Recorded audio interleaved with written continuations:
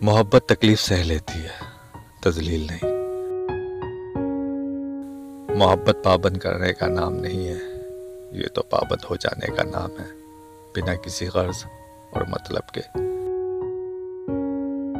मर्द अगर सच्ची मोहब्बत कर ले तो कभी भी अपनी मोहब्बत को ज़माने के रहम करम पर छोड़कर नहीं जाता। बेपनाह मोहब्बत है मुझे एक बेपरवाह शख्स के साथ। मोहब्बत कभी बराबरी के उसूल पर नहीं होती। कामयाब मोहब्बत में हमेशा एक शख्स की अना का खून शामिल होता है।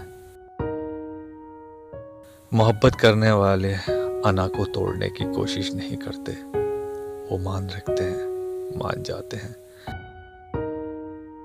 मोहब्बत भीख होती तो तुम्हारे दर पर झुक जाता।